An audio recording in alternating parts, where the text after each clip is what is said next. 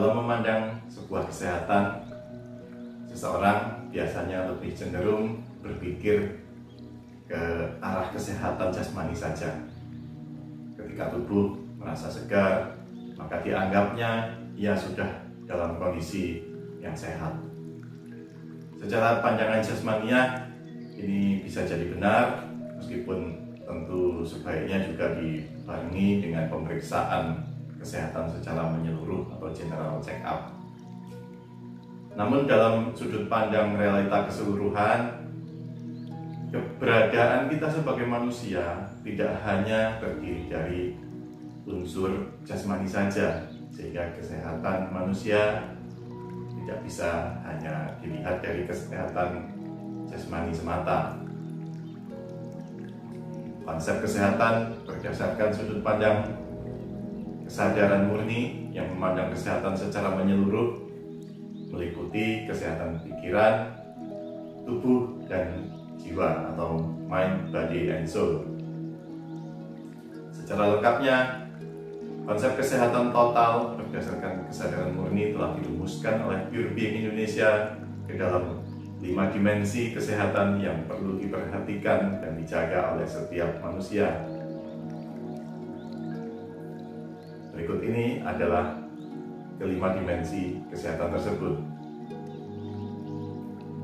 Pertama adalah kesehatan jasmani, yaitu kesehatan raga sebagaimana yang telah dikenal luas, meliputi kesehatan sel, jaringan, organ, dan sistem organ tubuh kita. Pengetahuan maupun layanan kesehatan jasmani ini telah banyak tersedia di tengah-tengah masyarakat kita saat ini. Kesehatan jasmani adalah indikator bagi kita untuk mampu melakukan berbagai aktivitas fisik secara baik. Yang kedua adalah kesehatan pikiran, yaitu tingkat kondisi pikiran kita dalam melakukan aktivitas berpikir secara baik. Ketika kesehatan pikiran terganggu, seseorang menjadi sulit untuk berpikir jernih, luas, dan mendalam.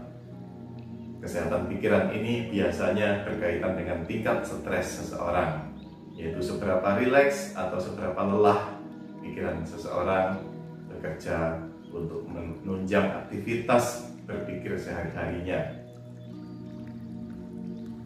Pernahkah Anda mengalami kondisi ketika Anda memikirkan masalah yang sedang harus Anda hadapi, lalu yang terjadi adalah bingung, pusing, lemas, atau tidak bisa berpikir? Atau pernahkah ketika Anda hendak melakukan pekerjaan yang sebenarnya sudah biasa Anda lakukan, tetapi Anda seperti mengalami ketidakfokusan berpikir, banyak terjadi kelupaan, kecerobohan, atau ketidaktelitian?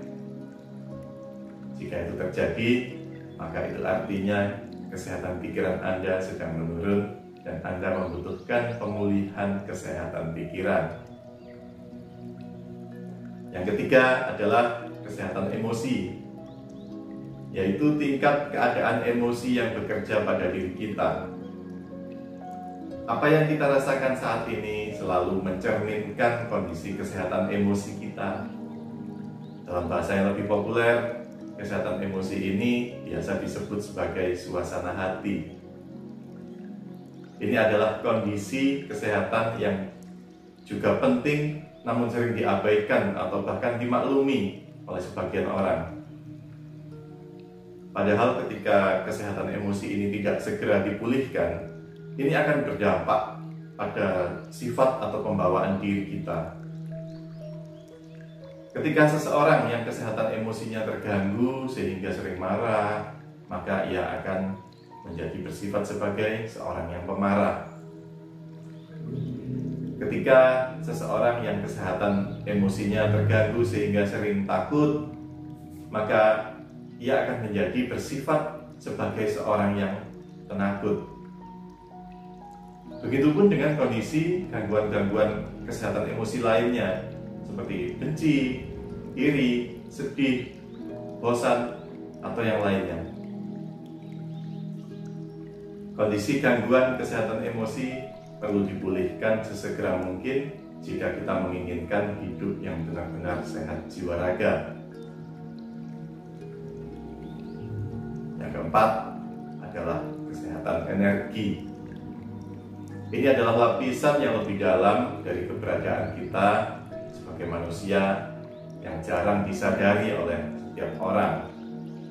Kesehatan energi menyatakan tingkat keadaan energi diri kita di dimensi subatomik yang mempengaruhi karakter kejiwaan kita sebagai individu yang mampu berperan secara baik.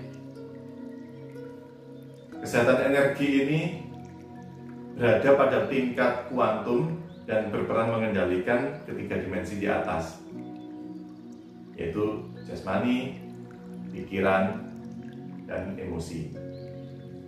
Istilah emosi sendiri secara asal kata berasal dari kata emotion atau energy in motion, yaitu energi yang bergerak. Dan baru setelah berkembangnya fisika kuantum barulah diketahui bahwa energi yang dimaksud tersebut adalah energi kuantum, dan dalam bahasa yang lebih umum disebut sebagai energi halus atau subtle energy. Besar kecilnya energi dan tinggi rendahnya frekuensi energi kuantum yang bekerja pada diri manusia inilah yang mempengaruhi kesehatan energi manusia. Dari tingkat energi inilah banyak orang yang peka akan energi halus membuat pengukuran kualitas energi manusia sehingga kita mengenal adanya vibrasi, aura, rasa, chemistry, cakra, meridian, atau istilah-istilah lainnya. Ketika kesehatan energi kita menurun, maka energi-energi lain yang berinteraksi dengan diri kita menjadi rawan mempengaruhi keadaan jasmani, pikiran, dan emosi kita. Yang kelima adalah kesehatan spiritual, yaitu keadaan diri kita di sisi yang paling dalam dan paling menentukan seluruh kejadian kita sebagai individu. Ini adalah kondisi yang menjadi faktor tersembunyi yang mengendalikan secara paling pangkal, paling fundamental dari keberadaan kita. Ketika kesehatan spiritual kita baik atau meningkat, maka seluruh dimensi energi, pikiran, emosi, dan jasmani kita pun menjadi baik dan meningkat. Itu pula ketika kesehatan spiritual kita menurun, maka seluruh dimensi energi, pikiran, emosi, dan jasmani kita juga akan menurun. Kesehatan spiritual seseorang diukur berdasarkan tingkat kesadaran seseorang itu. Maka apabila seseorang mengalami gangguan kesehatan di tingkat jasmani, pikiran, atau emosi yang tak kunjung sembuh juga, itu berarti dia membutuhkan pendekatan yang lebih pangkal, yang biasanya ditempuh melalui pendekatan energi kuantum. Dan ketika penyembuhan secara energi kuantum belum mampu meningkatkan energi halus orang itu, maka satu-satunya jalan adalah dengan meningkatkan kesehatan spiritual seseorang itu melalui latihan peningkatan kesadaran. Hanya saja pada dimensi peningkatan kesadaran ini tidak ada metode yang bisa diperlakukan secara pasif pada orang-orang yang membutuhkan peningkatan kesehatan spiritualnya.